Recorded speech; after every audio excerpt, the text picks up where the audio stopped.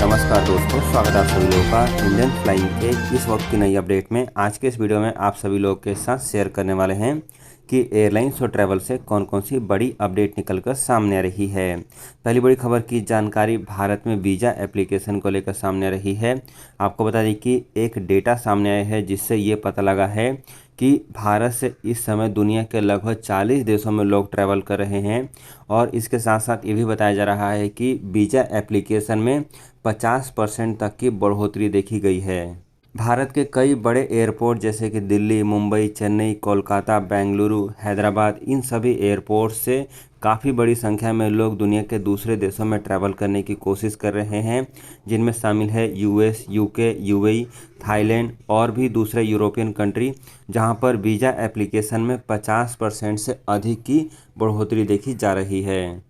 अगली खबर की जानकारी जेट एयरवेज से जान लेते हैं। जो लोग भी जेट एयरवेज के चालू होने का इंतज़ार कर रहे हैं, उन सभी लोगों के लिए काफ़ी अच्छी खबर सामने आ चुकी है, क्योंकि यहाँ पर जो मीडिया सूत्रों से जो जानकारी मिल रही है उसमें बताया जा रहा है कि जेट एयरवेज को फ्लाइंग लाइसेंस इस सप्ताह में मिल सकता है। आपको बता दें कि जेट एयरवेज के द्वारा पहली प्रूविंग फ़्लाइट को सक्सेसफुली ऑपरेट कर लिया गया है, और इसके साथ साथ जेट एयरवेज बहुत जल्दी अपनी दूसरी प्रूविंग फ़्लाइट भी ऑपरेट करने जा रही है। और एक बार ये दोनों उड़ानें सक्सेसफुली ऑपरेट हो जाती है तो उसके बाद जेट एयरवेज को फ्लाइंग लाइसेंस इस सप्ताह में ही मिल सकता है। और एक बार जेट एयरवेज को फ्लाइंग लाइसेंस मिल जाएगा तो उसके बाद जेट एयरवेज अपनी कमर्शियल उड़ानों को फिर दोबारा से चालू कर पाएगी।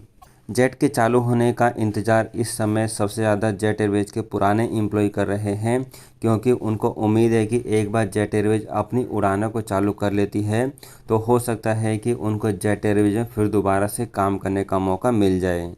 अगली खबर की जानकारी श्रीलंका से सामने आ रही है। श्रीलंका में चल रहे इकोनॉमिक क्राइसिस को देखते हुए वहां के नए प्रधानमंत्री ने ये सजेस्ट किया है कि श्रीलंकन एयरलाइंस कंपनी को प्राइवेट कर दिया जाए। जी हाँ दोस्तों, इस समय श्रीलंकन एयरलाइंस कंपनी अपनी रेगुलर फ़्लाइटों को ऑपरेट नहीं कर पा रही है, जिसको देखते हुए वहाँ के प्रधानमंत्री ने ये सजेस्ट किया है कि इकोनॉमिक क्राइसिस को देखते हुए वो इस एयरलाइंस कंपनी को प्राइवेट करना चाहते हैं।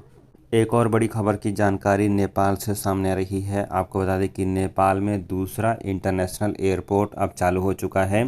जी हाँ दोस्तों, इसकी शुरुआत खुद यहाँ पर नेपाल के पीएम के द्वारा की गई है।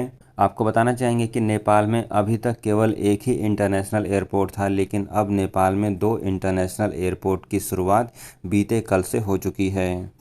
नेपाल के पीएम के द्वारा इसकी शुरुआत बुद्ध पूर्णिमा यानी कि भगवान बुद्ध के जन्मदिन के दिन शुरू की गई है। फ्रेंड्स, आगे बढ़ते हैं और अगली खबर भारत में फ़्लाइट्स के किराए को लेकर सामने आ रही है। आपको बता दें कि भारत में बढ़ते हुए लगातार तेल के दामों को देखते हुए एयरलाइंस कंपनियों की तरफ से ऐसी जानकारी सामने आ रही है कि वो भविष्य में और भी अधिक फ़्लाइट्स के टिकट के दाम बढ़ा सकती है। आपको बता दें कि यहाँ पर एविएशन फ्यूल के दामों में लगातार बढ़ोतरी हो रही है, तो इससे फ़्लाइट्स के किराए पहले ही महंगे हो चुके हैं, लेकिन अभी तक उसमें कोई भी गिरावट नहीं देखी जा रही है, जिसके कारण एयरलाइंस कंपनियों को मजबूरन अब और भी अधिक फ़्लाइट्स के किराए को बढ़ाना पड़ रहा है। अगली खबर की जानकारी साउथ कोरिया से सामने आ रही है। बहुत सारे लोग साउथ कोरिया को लेकर सवाल पूछ रहे थे, तो आपको बता दें कि साउथ कोरिया की गवर्नमेंट के द्वारा अब इंटरनेशनल बॉर्डर को पूरी तरीके से ओपन कर दिया गया है। इसके साथ साथ अब साउथ कोरियन एयरलाइंस कंपनी अपनी फ़्लाइटों की संख्या भी बढ़ाने जा रही है। आपको बता दें कि यहाँ पर बहुत सारे लोगों की तरफ से डिमांड सामने आ रही थी, जहाँ पर वो कोरिया से दुनिया के दूसरे देशों में ट्रैवल करने की कोशिश कर रहे थे, लेकिन साउथ कोरियन एयरलाइंस कंपनी ने अभी कम फ़्लाइटों को ही चालू किया हुआ है। लेकिन अब जो खबर सामने आई है उसमें बताया जा रहा है कि साउथ कोरियन एयरलाइंस कंपनी 230 और इंटरनेशनल फ़्लाइटों को चालू करने जा रही है। जो लोग भी साउथ कोरिया में ट्रैवल करके जाना चाहते हैं, उन सभी लोगों के लिए ये ज़रूरी है कि वो फुली वैक्सीनेटेड हों। इसके साथ साथ उनके पास पीसीआर टेस्ट या फिर रैपिड एंटीजन टेस्ट होना चाहिए, और साउथ कोरिया में जाने के तुरंत बाद आपका कोरोना वायरस का जांच किया जाएगा, और दूसरा कोरोना वायरस का जांच आपका 3 दिन के भीतर भीतर किया जाएगा। यदि आपके ये सभी रिपोर्ट नेगेटिव आते हैं तो आपको साउथ कोरिया में जाने के बाद कोई भी क्वारंटीन या फिर किसी भी एडिशनल प्रोसीजर का पालन नहीं करना पड़ेगा।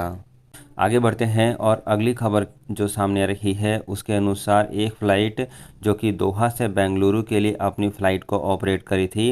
आपको बता दें कि इस फ़्लाइट में एक पैसेंजर्स के द्वारा मिसबिहेव करने पर इस फ़्लाइट को इमरजेंसी लैंडिंग मुंबई एयरपोर्ट पर करनी पड़ी। जी दोस्तों, यहाँ पर बताया जा रहा है कि ये पैसेंजर्स जो है उसने शराब पी रखी थी, जिसके बाद ये एयर होस्टेस और दूसरे पैसेंजर्स के साथ मारपीट करता हुआ पाया गया और यहाँ पर पायलट को मजबूरन इस फ्लाइट को डाइवर्ट करके मुंबई एयरपोर्ट पर इसकी इमरजेंसी लैंडिंग करानी पड़ी।